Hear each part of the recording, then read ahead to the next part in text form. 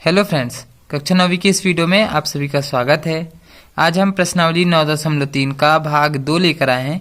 इसके पहले मैंने इसका भाग 1 भी बनाया है, जिसमें हमने प्रश्न नंबर 1 से लेके प्रश्न नंबर 5 तक के सभी प्रश्नों को हल किए हैं।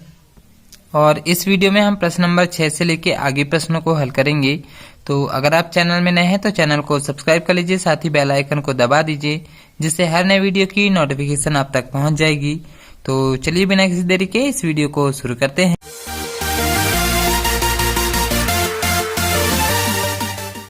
जो हमें यहाँ पे प्रश्न नंबर 6 दिया हुआ है, इसमें एक चतुर्भुज एबीसीडी है, उसके विकर्ण एसी और बीडी जो बिंदु ओ पर प्रतिच्छेद करते हैं। देख सकते हैं एसी और बीडी विकर्ण बिंदु ओ पर प्रतिच्छेद कर रहे हैं। ओबी और ओडी यहाँ पे बराबर है, ये है ओबी और ये ओडी, ये दोनों बराबर हैं आपस में। और एबी और सीडी ये भी बराबर है, ये है सीडी और ये है एबी, ये भी आपस में बराबर दिया हुआ है। और हमें यहाँ पे 3 सवाल दिए हुए हैं। पहला जो त्रिभुज है डीओसी और एओबी, डीओसी मतलब ये वाला त्रिभुज है, और एओबी ये वाला त्रिभुज, दोनों त्रिभुजों को एरिया बराबर करना है। तो हम इसको सर्वांगसम वाले नियम से भी हम इसको बराबर कर सकते हैं। जैसे 2 भुजा तो हो ही गई है, एक और भुजा ले ले यदि, तो भुजा भुजा भुजा एस नियम से दोनों त्रिभुज सर्वांगसम होंगे।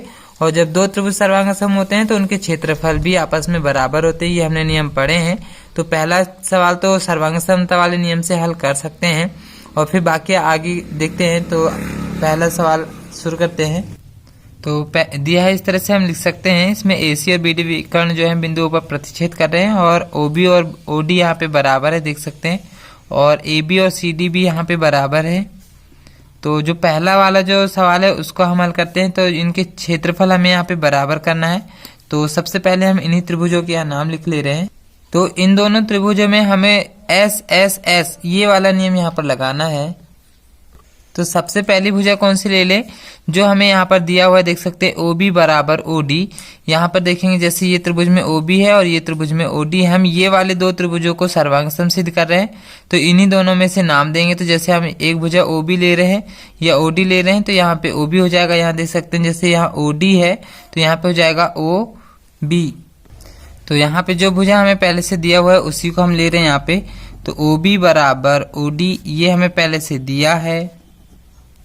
एक और भुजा देख सकते हैं ए बी बराबर सी डी, ये भी हमें पहले से दिया है। ए बी बराबर सी डी, ये है ए बी और ये है सी डी, ये भी हमें पहले से दिया है। तो ए बी बराबर सी डी यहाँ हम लिख सकते हैं दिया है। तो ये 2 चीज तो हमें पहले से ही दिया हुआ था। ये 2 भुजा यहाँ पर हो चुकी है। एक और भुजा हम यहाँ ले रहे हैं ओ सी, तो ओ सी के बराबर में यहाँ पर ओ ए हो जाएगा। तो यहाँ पर हम दिया है लिख ले रहे हैं। और देख सकते हैं एस एस एस सर्वांगसमता से ये दोनों त्रिभुज यहाँ पे सर्वांगसम हो जाएंगे। और जब दोनों त्रिभुज यहाँ पे सर्वांगसम हो गए तो हमें पता है कि जब 2 त्रिभुज सर्वांगसम होते हैं तो उनके क्षेत्रफल भी बराबर होते हैं। तो इस तरह से हम ए आर लगा के दोनों के क्षेत्रफल भी हम यहाँ पे बराबर कर सकते हैं।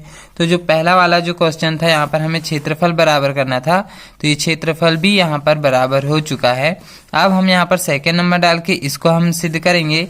तो डी सी बी लाने के लिए देख सकते हैं यहाँ डी सी बी लाना है, यह है डी सी बी, ये पूरा लाना है। अभी हमने ये वाला पार्ट सिद्ध कर रहे हैं, डी ओ सी ये वाला त्रिभुज सिद्ध कर रहे हैं, इसमें ये वाला त्रिभुज भी जोड़ देंगे तो डी सी बी ये पूरा त्रिभुज मिल जाएगा। तो हम ये वाले त्रिभुज में क्या करें, ये ऊपर वाले त्रिभुज में ओ सी बी, इसको हम यहाँ पर जोड़ दे रहे हैं। तो यहाँ पर अब हम सेकेंड नंबर डाल रहे हैं, सेकेंड नंबर अब हम सिद्ध कर रहे हैं। तो यहाँ दोनों पक्षों में यहाँ पर हम ओ सी बी को जोड़ दे रहे हैं। तो दोनों पक्षों में जोड़ने का मतलब है इस तरफ में भी OCB जोड़ना है और इस तरफ में भी OCB जोड़ना है। तो इस तरह से हमने दोनों तरफ में देख सकते हैं OCB इस तरफ में भी जोड़े हैं और OCB इस तरफ में भी जोड़ दिए हैं। तो अब DOC और OCB दोनों को जोड़ के देखते हैं। ये है DOC, इसमें भी हमने OCB ये जो दोनों को जोड़ रहे हैं, तो यहाँ पे पूरा त्रिभुज मिलेगा DCB, इस तरह से पूरा त्रिभुज मिल जाएगा। तो यहाँ पर हम नाम लिख ले रहे हैं एरिया त्रिभुज DCB बराबर। अब इस तरफ में हम AOB और OCB इन दोनों को जोड़ के देखते हैं। तो ये है AOB और OCB, AOB और OCB ये दोनों को जोड़ेंगे तो एक बड़ा त्रिभुज मिलेगा ACB। इस तरह से यहाँ जहाँ जैसा नाम है उसी तरह से नाम दे रहे ACB। तो यहाँ पर हो जाएगा ACB। तो देख सकते हैं यहाँ पे ये भी हमारा सिद्ध हो चुका है। अब जो यहाँ पे हमें तीसरा नंबर का सिद्ध करना है, इसमें डी ए और सी बी इन दोनों को समांतर करना है। देख सकते हैं ये है डी ए और ये है सी बी, ये दो भुजाओं को यहाँ पे समांतर सिद्ध करना है। तो हम ये ऊपर नीचे वाले ये दो त्रिभुजों को ले लेते हैं और इनको सर्वांग सम सिद्ध कर देंगे। जब ये दो भुजाएं समांतर हो गई तो ये पूरा चतुर्भुज जो है ये भी समांतर चतुर्भुज हो जाएगा। तो हम इसको सर्वांग सम सिद्ध करने के लिए यहाँ पे हम ये एकांतर कोणों को यदि हम बराबर कर देंगे तो ये दोनों रेखाएं समांतर हो जाएंगी। एकांतर कोण जहाँ बराबर होते हैं तो रेखाएं समांतर होती हैं। तो इसको देखते हैं। तो देख सकते हैं यहाँ पे इस तरह से आमने सामने वाले हमने लिए हैं और यहाँ पे हम देख सकते हैं ये वाली भुजा और ये वाली भुजा भी बराबर। ये भुजा तो पहले से ही हमें बराबर दिया हुआ है। अब हमें ये वाली भुजाओं को समांतर सिद्ध करना है। तो हम यहाँ पर भी क्या करें, यहाँ पर भी हम भुजा भुजा भुजा ये वाला नियम यहाँ पर लगा ले रहे हैं और ये वाले कोणों को हमें लास्ट में बराबर करना है, तो हम इनको नहीं लेंगे।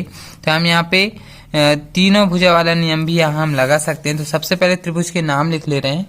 तो इस तरह से हम नाम दे रहे हैं डी ए ओ, तो यहाँ से हो जाएगा बी सी ओ, इस तरह से ये नाम हो जाएगा। तो पहली भुजा जैसे हम ले रहे हैं डी ए, यहाँ से देख सकते हैं डी ए, तो यहाँ पे हो जाएगा बी सी, यहाँ पे हम लिख ले रहे हैं दिया है। अब अगली भुजा ले रहे हैं, जैसे यहाँ डी ओ है, अगली भुजा डी ओ हो गई, यहाँ से डी ओ, तो यहाँ हो जाएगा बी ओ, तो यहाँ पर भी हम लिख ले रहे हैं दिया है। तो दो भुजा हो चुकी। एक और भुजा देख सकते हैं, जैसे यहाँ ए ओ लेंगे या ए ओ ले रहे हैं तो यहाँ सी ओ, इस तरह से हो जाएगा ए ओ बराबर सी ओ, यहाँ ए ओ बराबर सी ओ। देख सकते हैं एस एस एस वाला नियम यहाँ पे लग चुका है, इसमें भी हम लिख ले रहे हैं दिया है। तो यहाँ पे देख सकते हैं एस एस एस सर्वांग समता से दोनों त्रिभुज यहाँ पे सर्वांग सम हो जाएंगे। और जब त्रिभुज सर्वांग सम होगा इसका मतलब सभी भुजा सभी कोण बराबर होंगे, तो ये वाले कोण भी आपस में बराबर होंगे। तो ये वाले कोण का नाम दे रहे हैं हम डी ए ओ, तो कोण डी ए ओ बराबर होगा। और ये वाले कोण का नाम होगा बी सी ओ, कोण बी सी ओ। देख सकते हैं ये दोनों कोण एकांतर कोण है। यहाँ हम कारण दे रहे हैं सीपीसीटी से, इसलिए ये दोनों बराबर हो गए। तो इसका मतलब ये दोनों एकांतर कोण यहाँ बराबर हो गए हैं। और जब यहाँ एकांतर कोण बराबर हो गए तो इसका मतलब ये जो आमने सामने वाली जो भुजा है वो दोनों भुजाएं समांतर होंगी। और जब भुजा समांतर होंगी तो चतुर्भुज एक समांतर चतुर्भुज हो जाएगा। तो हम यहाँ लिख ले रहे हैं कि अतः डी ए और सी बी दोनों भुजाएं जो है समांतर हैं, अतः यहाँ पे ए बी सी डी एक समांतर चतुर्भुज हो जाएगा। तो ये क्वेश्चन तो यहाँ पे हो चुका है। नेक्स्ट क्वेश्चन देखते हैं। देख सकते हैं यहाँ पे जो प्रश्न नंबर 7 दिया है, डी और ई जो है एबीसी की भुजा ए बी और एसी के में स्थित है बोल रहा है। और जो एरिया त्रिभुज डीबीसी है और एरिया ईबीसी दोनों के क्षेत्रफल बराबर हैं बोल रहा है। और हमें सिद्ध करना है कि जो डीई है समांतर होगा बीसी का। तो देखते हैं। इस तरह से हम यहाँ दिया है, हमें लिख ले रहे हैं। और ये भी चीज हमें दिया है कि दोनों के क्षेत्रफल पहले से ही बराबर हैं बोल रहा है। और हमें सिद्ध करना है कि जो डीई है और बीसी दोनों समांतर है, सिद्ध करना है। यहाँ पे डीबीसी एक त्रिभुज बनाना है, तो डी बी और ये सी तीनों को इसमें मिलाना है। तो यहाँ से डी से सी को मिलाना पड़ेगा। और यहाँ पे जो ईबीसी है ईबीसी, तो यहाँ से ई और बी को भी मिलाना पड़ेगा। तो इस तरह से हमने इसको मिला दिए। देख सकते हैं ये दो त्रिभुज यहाँ पे बन रहे हैं डी बी सी और ई बी सी। यहाँ पे हमें पता है कि जब समान आधार और समांतर रेखा पता होता है तो त्रिभुज के क्षेत्रफल बराबर होते हैं। तो अब यहाँ पे इसको उल्टा करेंगे। यहाँ पे समान आधार तो हमें पता है, दोनों के आधार यहाँ पर बीसी है और दोनों के क्षेत्रफल भी बराबर हैं। जब समान आधार पता है, दोनों के क्षेत्रफल बराबर हैं, तो जाहिर सी बात है कि दोनों रेखाएं आपस में समांतर होंगी। तो ये जो सिद्ध करना है वो हमारा सिद्ध हो जाएगा। तो मैं इसका यहाँ पे एक रफ चित्र और बना ले रहा हूँ। तो इस तरह से हमने इसका एक रफ चित्र और बना लिए है। तो यहाँ पर देखेंगे एक त्रिभुज देखना है हमें डीबीसी, डीबीसी ये वाला त्रिभुज देखेंगे। ये वाली लाइन को नहीं देखना है, सिर्फ डीबीसी को देखिए। और यहाँ पे ईबीसी, ईबीसी ये वाले त्रिभुज को देखिए। दोनों के आधार यहाँ पर हमें बीसी दिखेंगे। तो हम यहाँ पर लिख सकते हैं त्रिभुज डीबीसी और त्रिभुज ईबीसी में समान आधार यहाँ पर बीसी है। समान आधार हमें पता चल गया। और देख सकते हैं दोनों के क्षेत्रफल पहले से ही हमें बराबर दिया हुआ है। तो जब दोनों के क्षेत्रफल भी बराबर हैं, दोनों के आधार भी समान है, तो यहाँ पे दोनों रेखाएं आपस में समांतर होंगी। तो हम यहाँ पर सीधे से लिख सकते हैं अतः डीई समांतर बीसी होगा। तो ये 3-4 लाइन का क्वेश्चन है, इतना सा है। हमें ये बनना चाहिए जब समान आधार समांतर रेखा पता होता है तो दोनों के क्षेत्रफल बराबर होते हैं। और जब समान आधार पता है, दोनों के क्षेत्रफल बराबर हैं, तो दोनों रेखाएं आपस में समांतर होंगी। तो ये भी एक प्रमेय है, इसी से ये हमने सिद्ध करे हैं। तो नेक्स्ट क्वेश्चन देखते हैं। जो प्रश्न नंबर 8 है उसका चित्र समझ लेते हैं।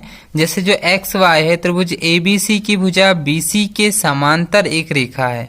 एक्स वाई बीसी के समांतर एक रेखा है, और जो बीई है एसी के समांतर है, और जो सी एफ है एबी के समांतर है, और एक्स वाई से क्रमशः ई और एफ पर मिलती है। तो दर्शाइए कि जो ए बी ई है और ए सी एफ है दोनों के क्षेत्रफल आपस में बराबर हैं। तो देखते हैं। तो देख सकते हैं इस तरह से हमने यहाँ दिया है, लिख लिया, और ये दो त्रिभुजों का हमें सिद्ध करना है। तो सबसे पहले मैंने एबीसी एक त्रिभुज बनाया है, और बीसी के समांतर हमें एक्स वाई खींचना है। तो यह है बीसी, बीसी के समांतर हम एक्स वाई खींच लेते हैं। तो यहाँ नीचे पे एक एक्स वाई रेखा इस तरह से खींच ले रहे हैं। तो इस तरह से हमने एक्स वाई रेखा खींच ली है, और यहाँ पर आगे बोल रहा है जो बीई है एसी के समांतर है। तो ये एसी है, तो एसी के स्केल इस तरह से रखेंगे, और इसके समांतर हम लाते हुए यहाँ से बी से इस तरह से एक रेखा खींचेंगे यहाँ पर इस तरह से। तो हम इसको बीई नाम दे रहे हैं। इसी तरह से सी एफ जो है ए बी के समांतर होगा, ये है ए बी, इसके समांतर हम यहाँ से एक रेखा खींचेंगे, तो इसको सी एफ नाम दे रहे हैं। अब आगे जो क्वेश्चन है वहां पे हमें बोल रहा है जो एक्स वाई से ई और एफ पर मिलता है। तो ये एक्स वाई में ई और एफ में मिल रहा है। अब हमें बोल रहा है A B E, A B और ये ई, ये इसको भी हमें अब यहाँ पे मिलाना पड़ेगा। तो इस तरह से ए बी ई को हमने मिला लिए हैं, और ए सी एफ इसको भी हमने मिला लिए हैं। इन्हीं दोनों के क्षेत्रफल यहाँ पे बराबर करना है, एरिया यहाँ पे बराबर करना है। तो अब हम क्या करें, यहाँ से एक रचना कर ले रहे हैं। यहाँ से सी से हम ई को भी मिला लें और बी से एफ को भी मिला लें। तो इस तरह से हमने दोनों को मिला लिए हैं। अब यहाँ पर हम इसको कैसे सिद्ध करेंगे, तो एक ए बी ई वाला एक त्रिभुज लेते हैं, ए बी ई ये वाला त्रिभुज, और बी सी ई ये वाला त्रिभुज लेते हैं, जिनके आधार यहाँ पर बी ई ही रहेंगे। तो इसका मैं अलग से रफ चित्र बना के बता रहा हूँ। तो देख सकते हैं इस तरह से कुछ चित्र वहां पर है। ए बी ई का इस तरह से ये ऊपर तक गया है, और बी सी ई इस तरह से। दोनों के यहाँ पर आधार हम देख सकते हैं, दोनों के आधार हमें बी ई दिख रहे हैं, और जो बी ई है यहाँ पे ए सी के समांतर है। तो इस तरह में ये दोनों के क्षेत्रफल आपस में बराबर हो जाएंगे। तो इस तरह से पहले हम दोनों के नाम लिख ले रहे हैं, और इसमें समान आधार लिख ले रहे हैं। तो यहाँ पर समान आधार, यहाँ पे समान आधार हो जाएगा बीई, और समांतर रेखा बीई के समांतर यहाँ एसी होगा। यदि हम यहाँ से एसी को मिलाते हैं तो यहाँ बीई के समांतर एसी हो जाएगा। तो यहाँ पे जब समान आधार समांतर रेखा पता चल गया तो दोनों के क्षेत्रफल आपस में बराबर हो जाएंगे इस तरह से। तो अब हम इसको दे रहे हैं समीकरण 1।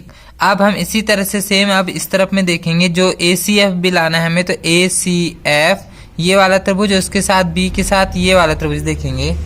तो इस तरह से हम देख रहे हैं ये वाली आकृति यहाँ पर देखेंगे, ए सी एफ ये दिख रहा है और बी सी एफ ये दिख रहा है।